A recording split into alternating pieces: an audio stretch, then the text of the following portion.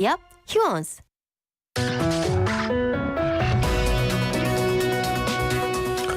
예, YTN 라디오의 신윤의 뉴스 정면 승부 4부 시작합니다. 항상 드리는 말씀이지만 유튜브 들어가셔서 YTN 라디오 채널 구독해 주시고요. 신윤의 뉴스 정면 승부 좋아요와 댓글 부탁드리겠습니다. 자, 신윤의 뉴스 정면 승부 오늘 4부는 민주당은 비상중으로 꾸며지는데요. 함께해 주실 분 청와대 국민소통수석을 지내셨죠. 더불어민주당 박수현 전 의원입니다. 안녕하세요. 네, 안녕하세요. 박수현입니다. 예. 그 이재명 대표가 어제였었죠? 취임한 지 네. 이제 1년 딱 지났는데 어떻게 평가하십니까? 예, 되게 다 공감하시겠습니다만 지난 1년은 그 검찰권 남용 이런 것들로 대표되는 소위 사법 리스크라고도 이야기합니다만 예. 그런 어떤 그 검찰 수사와 대응의 문제 이런 문제를 가지고 참 1년 동안 너무나 많은 일들이 있었던 그런 과정이었고 그런 과정 속에서도 처음에는 이재명 사법 리스크라는 말이 생겨날 만큼 굉장히 어려울 것이다. 그렇게 예측이 됐었지만 예. 그래도 나름대로 보면 그런 힘든 와중에서도 당을 잘 관리하면서 운영해온 그런 어떤 시간으로 함께 동시에 평가할 수 있겠습니다. 그러니까 사법 리스크가 있었음에도 불구하고 당을 잘 이끌었다. 그죠? 또 그런 어떤 검찰의 그 무리한 수사 과정 속에서 보면 그럼에도 불구하고 그런 걸 감안하면 비교적 그렇게 잘 이끌어왔다라고 저는 평가를 합니다. 그러면은 학점으로 주시면 A, B, C, D 뭐 주시겠어요? 글쎄 학점을 77.77%의 당원 지지로 대표에 당선이 되지 않았습니까? 예. 그런데 적어도 그 비슷하거나 그 이상은 드릴 수가 없는 것 같고요. 예. 그러면서도 이제 당이 이재명 대표의 사법 리스크를 가지고 소위 저는 친명 비명의 어떤 갈등이 그렇게 깊다고 보지는 않습니다만 그런 문제들이 좀 나왔었고요. 또 민주당이 나름대로 그 민생 입법에 일당으로서 최선을 다하고 있습니다만 그런 것들이 잘 그 사법적인 문제에 묻혀서 잘 보이지 않았던 점. 그래서 결과적으로는 민주당의 지지율이 윤석열 정부의 그런 어떤 무능과 실정에도 불구하고 어떤 그 반등하지 못하는 상승하지 못하는 이런 것들을 보면 그럼에도 불구하고 저는 한 77.77%를 기준으로 그럼 C 보면 플러스인데 C 한 플러스. 60점 정도 예. 드리고 싶습니다. 그 정도면 잘하면 C제로의 C 플러스. 알겠습니다. 어제 또 민주당 워크숍 했었잖아요. 네. 그죠? 근데 여기서 서른 의원이 심청전을 언급하면서 심청이가 죽어도 죽은 게 아니고 다시 태어나서 왕비가 됐다. 이런 예. 얘기를 했어요. 어떻게 보십니까? 맞습니다.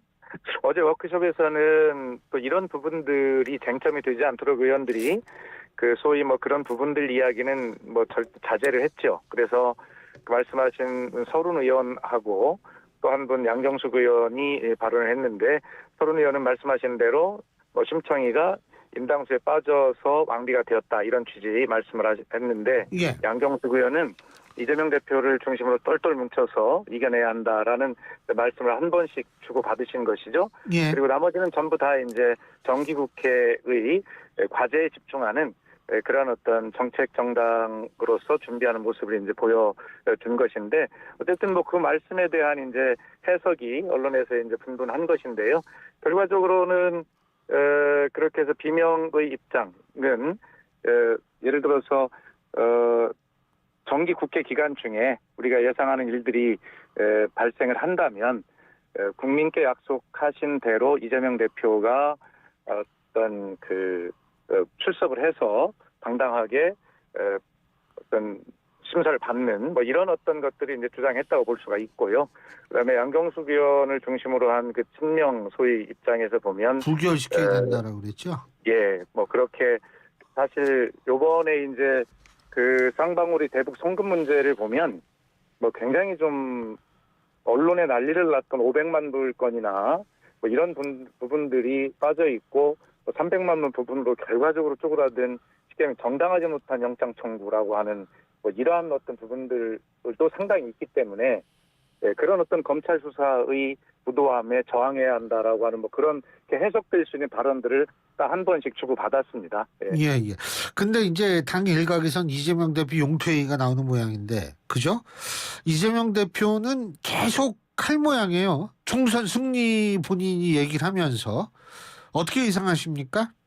총선 승리라고 하는 것은 결과적으로 이재명 대표가 어떤 길을 택해서 총선 승리를 갈 것인지 그것은 아무도 모르는 이야기죠. 예. 이재명 대표의 총선 승리가 자신의 체제를 굳건히 하면서 끝까지 가겠다라는 뜻으로 저는 해석하지 않습니다. 그것은 모든 것을 다 열어놓고 이재명 대표가 고민할 거라고 생각하고요. 어쨌든 실제로 그 서른 의원들 이야기를 했듯이 뭐 김대중 전 대통령님의 사례나 이런 것들을 또 많이 또 말씀도 대표께 드리는 분들도 있다고 그래요. 그래서 김대중 대통령은 결과적으로 정말 사형 선고까지 받고 그랬으면서도 그것을 마침내 이겨내고 그런 십자가를 짊어졌음에도 불구하고 십자가를 짊어졌기 때문에 결과적으로는 최종 승리를 했다라고 그렇게 우리가 보지 않습니까? 그래서 이재명 대표의 총선 승리 방식은 본인을 중심으로 본인이 총선을 치르겠다라고 그렇게 반쪽으로 해석하면 안 되고요. 어떤 길을 택할지는 그건 이재명 대표만이 아는 길이니까요. 예. 근데 저기 박수성님 입장에서 보실 때는 어떤 길이 더 좋을 것 같아요? 승리를 위해서? 그거를 제가 답변할 수 있는 문제가 아닌 것 같고요. 다만 이제 예를 들어서 민주당이 전국 정당이 돼야 되고요. 예. 그런 측면에서 이번 총선이 소위 강원, 충청, 영남 이렇게 전국 정당의 모습을 갖추도록 그런 어떤 그 정치적 보수 지역에서도 승리를 하려면 그 지역의 민심의 높이가 어디에 있는가라고 하는 것도 이재명 대표께서 정말 면밀하게 잘 알고 계실 거라고 생각하고요. 그래서 이재명 대표가 지금 현재 어떤 결심과 어떤 선택을 했다라고는 저는 생각하지 않아요. 그런 모습들이 이제 보면서 본인께서 양쪽의 방법 중에 결국 민주당이 전국 정당이 되고 총선에 승리할 수 있는 방법을 잘 따져서 선택을 하리라 생각하는데 어쨌든 지금 현재는 9월 정기국회에서 상황이 지금 벌어진 것이 아니기 때문에 지금 가정을 전제로 해서 이렇다 저렇다 이야기하기는 조금 이르지 않을까요? 네. 지금 박수성님이 수도권은 말씀 안 하셨는데 수도권은 좀 안전하다고 보시는 모양이에요? 아니 글쎄 뭐 제가 워낙 그 정치적으로 보수적 성향이 좀 강한 충청권에서 정치를 하다 보니까 예. 수도권까지 생각할 여력이 예. 그러셔서 알겠습니다. 네. 그리고 이제 청와대에서 수석을 지내셨으니까 이거는 반드시 여쭤봐야 될 것 같은데. 네. 윤석열 대통령이 어제 국민의힘 연찬회에서 예? 네. 문재인 정권 부실 기업이다. 분식회계에 내실이 없다. 이렇게 얘기를 했는데 자, 어떻게 어떤 입장이십니까? 그러니까 꼭 1년 전 작년 연찬회에서 대통령께서 뭐라고 말씀하셨냐면요. 작년에 우리가 이제 전 정부 탓할 때가 아니다.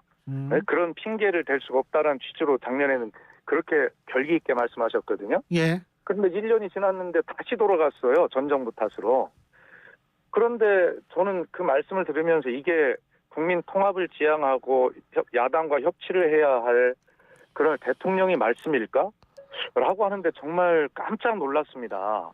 어떻게 그렇게 계속 대통령께서 앞장서서 전 정부 탓을 하시니 이게 당도 그렇게 가는 것 아니겠어요? 그렇게 되면 여야 협치가 되겠습니까? 여야 협치가 되지 않으면 윤석열 표의 국정 운영이라는 것은 불가능해지는 것이고 그것이 결과적으로 부메랑이 돌아와서 윤석열 대통령 본인에게 좋지 않은 결과가 올 거예요. 예. 대통령께서 그런 말씀을 좀 삼가하시고 정말 야당을 포용할 수 있는 그런 품넓은 대통령, 뭐 그런 어떤 형님 리더십이 강하다고 알려져 있는 분 아닙니까? 예. 근데 알고 보니까 형님 리더십은 고사하고 무슨 저 골목대장 같은 뭐 이런 말씀을 자꾸 하시는데 이거 대통령답지 않아요. 벌써 1년 반이 지나고 있습니다.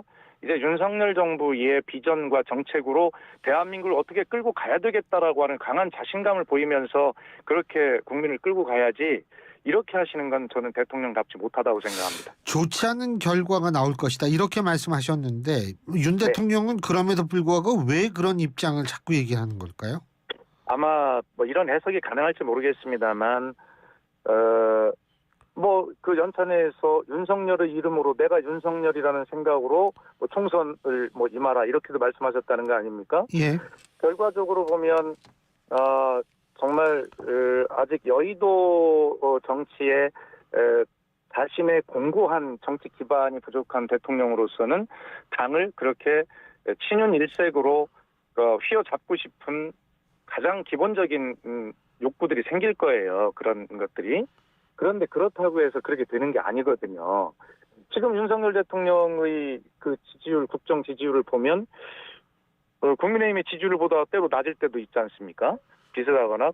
근데 그런 것들이 30% 초중반의 박스에 갇혀 있어서 총선을 주도할 국정 운영 어떤 상황을 지금 보여주지 못하고 있는 것인데, 그런 측면에서 보면 윤 대통령께서 지금 전 정부 신경 쓰고 남 탓해서 될 문제가 아니다라는 말씀을 드리는 것이고, 자꾸 이렇게 전 정부와 지금 야당을 압박하고 이런 식으로 하시면 제가 드리는 말씀은 여야 협치가 어려워서 그 대통령께서 무슨 국정을 펼치시는 비전이 있다 하더라도 설사 그것이 제대로 안 되니까 대통령께 좋지 않은 결과가 올 것이다라는 뭐 그런 말씀을 드리는 거예요. 예. 근데 그 협치 물론 중요한데 또 민주당이 그 협치하면은 조금 그 단독으로 통과시킨 게 너무 많아가지고 예. 그 좀 그런 거 아니에요? 그런데 사회자님, 예. 국회에서 통과된 법률이 예를 들어서 한 수백 건 될 거 아닙니까? 국민들께 잘 안 알려져서 그렇죠. 예. 그런데 그 중에 우리 국민들께서 아시는 것은 여야 간에 치열하게 쟁점이 되고 싸우는 그런 법안들, 쟁점 법안들만 뉴스에 나오는 거지요. 그래서 사실 몇 건 안 되는 겁니다. 그런데 대한민국 국회에서 통과된 수백 건의 법률이 있는데 그것은 다 여야가 합의하고 민주당이 전부 다 협조하고 같이 했기 때문에 통과되는 건 아니겠어요? 그러나 우리 국민들께서 아시는 것은 아주 치열하게 쟁점이 되는 그런 법안들만 이제 아시기 때문에 민주당이 정말 발목을 잡아서 이게 안 되는구나라고 이렇게 생각하실 수도 있어요. 예. 그러나 결과적으로 보면 서로 입장이 분명하게 다를 때는 예. 아니 손을 잡으려면 손목을 내밀어야지, 손을 잡고 싶은 야당에게 발목을 내밀면 발목 잡지 뭘 잡습니까? 그래서 저는 이 문제가 사전에 여야 간에 아주 쟁점 법안일 예. 경우에는 서로 원내수석 부대표 라인들을 서로 잘 사전에 가동을 해서 조금씩 양보해가지고 쟁점들을 해소해내는 이런 어떤 원내 정치력이 굉장히 중요한 때이고 정기국회 때는 특히 그런 것이 중요하다. 그런 걸 주문하고 싶어요. 지금 그러니까 좀 원내 대표단이 좀 문제가 있다. 그죠? 아니, 법안의 처리는 원내에서 하는 것이기 때문에 그런 어떤 서로 사전에 의견 조율 과정 같은 것들을 굉장히 활성화할 필요가 있는데 그게 잘 안 되는 것 같다. 그것이 이제 지금 이렇게 대통령께서 저렇게 막 야당을 윽박지르고 저렇게 편가르게 해놓으시니 이게 제대로 되겠습니까? 근데 그 대통령의 말에 대해서 야당이 섭섭할 수는 분명히 있을 것 같아요. 예? 근데 이게 이제 섭섭은 하지만 그렇다고 해서 야 이거 협치를 포기했다 이렇게 얘기하는 것도 좀 그런 거 아닐까 이런 의견이 있을 수 있거든요. 왜? 민주당은 입법 권력을 가지고 있지 않습니까? 그것도 압도적 입법 권력을 가지고 있지 않습니까? 그죠? 아니 그러니까 조금 전에 말씀드렸듯이 지금 현재 국회 윤석열 정부 출범 이후 국회에서 통과된 법률의 건수를 제가 정확히 모르겠습니다만 19대 제가 원내 대변인을 했던 경험으로 보면 수백 건 될 겁니다. 예. 그럼 그 수백 건이 민주당이 그런 발목을 다 잡았다면 통과될 수 있겠습니까? 대한민국이 운영이 안 되죠. 아까 말씀드렸듯이 그렇게 수많은 법률들은 여야 간에 서로 대화를 통해서 정상적으로 다 처리가 됩니다. 그러나 서로의 이해가 걸린 그런 어떤 첨예한 쟁점 법안 몇 가지를 가지고 국회 전체의 모습을 평가해서는 안 된다는 것이죠. 예. 자, 그리고 윤석열 대통령이 오늘 그 21기 민주평화통일자문회의 간부위원과의 통일대화에서 이런 얘기했습니다. 그 자유민주주의와 공산 전체주의가 대결하는 분단의 현실에서 공산 전체주의 세력, 그 맹종 세력과 기회주의적 추종 세력들은 허위 조작, 선전, 선동으로 자유사회를 교란시키려는 심지어는 일삼고 있고 결코 멈추지 않을 것이다. 자, 어떻게 평가하십니까? 예, 대통령님의 그 어떤 그 사고의 틀, 우리 도대체 몇 년도에 머물러 있는지를 모르겠어요. 대통령께서는 우리 국민을 믿으셔야 합니다. 다양한 국민의 의견 속에 이런 의견 저런 의견 이런 성향 저런 성향이 있을 수 있잖아요. 예. 그런 다양성에 대한 어떤 자신감과 또 국민의 어떤 정말 국민의식, 선진화된 국민의식을 믿으셔야 되고요. 예. 우리 사회가 설사 대통령이 보시는 뭐 전체주의적 사고, 공산주의적 사고 이런 사람들 가진 사람 몇 사람 있을 수 있어요. 그러나 국민들이 거기에 속아 넘어가거나 현혹되거나 그렇게 될 국민이 지금 있다고 생각하시는 것은요. 우리 국민의 수준을 너무 낮게 보시는 거예요. 우리 국민은 군사 독재 시대, 민주화 시대를 거치면서 어떤 것이 어떤 것인지를 이제 다 일일이 설명 안 해도 국민이 다 판단하고 계시거든요. 예. 근데 대통령께서 국민을 폭넓게 믿으시고 그리고 다양성과 포용성이라고 하는 것이 대한민국을 지속 가능하게 발전시킬 수 있는 원동력이 된다라고 하는 그런 열린 사고를 대통령께서 저는 가져주시길 바라고요. 대통령은 국민을 믿으셔야 한다고 생각합니다. 근데 이제 일각에선 이러더라고요. 이 신냉전이라고 우리가 얘기하고 신블록화라는 얘기를 하지 않습니까? 이제 이것이 네네. 우크라이나 전쟁 때문에 본격화되기 시작하면서 이게 이념이 부각되는 시기가 다시 오고 있다라는 분석이 있거든요. 그죠? 그러니까 네. 이제 그렇게 되면 사실 그런 분위기, 일반 국민들은 모르겠습니다만 대통령 같은 경우에는 국제 정치의 최일선에 있는 사람으로서 그 변화를 당연히 읽었을 것이고 그 변화를 읽었기 때문에 어떤 자유민주주의 이념이 이것이 다시 중요하다라고 생각할 수 있는 것은 아닐까요? 지금 사회자님께서 예. 보시기에 우리 그 동북아의 새로운 질서가 재편되고 있는 이 과정에 예. 여기에 어떤 그 이념과 안보만 어떤 그 요소가 된다고 보십니까? 저는 예. 그 이념보다는 여기 어떤 각자 자기 나라의 경제적 국익, 사활적 국익 이런 것들이 지금 이런 어떤 블록을 또 하나의 요인이 된다고 생각하거든요. 그런데 대통령께서는 이것을 자꾸 보면 처음부터 취임하셔서부터 가치연대, 자유민주주의 이렇게 이념 같은 것들만 지금 말씀하고 계신데 지금 미국이라는 나라가 예를 들어 가치연대, 자유 뭐 이런 것만 한다면 사회주의 국가들과도 예. 예를 들어 경제적으로 정말 친밀하게 손을 잡고 일을 하고 있고 지금 사우디아라비아 같은 경우는 친미였다가 지금 친중으로 돌아서고 있는 것 아닙니까? 예. 전부 다 경제적 관점의 국익 관점에서 보면 자기들이 정말 사활을 걸고 기업의 이익을 지키고 무역을 위해서 그렇게 하는 것인데 알겠습니다. 예. 이것이 마치 그 이념만 가지고 그렇게 아하. 국제 질서를 파악하는 것은 알겠습니다. 좀 지양해야 된다 생각합니다. 예. 오늘 말씀 여기까지 듣겠습니다. 고맙습니다. 감사합니다. 예, 지금까지 청와대 국민소통수석을 지내셨죠. 더불어민주당 박수현 전 의원이었습니다.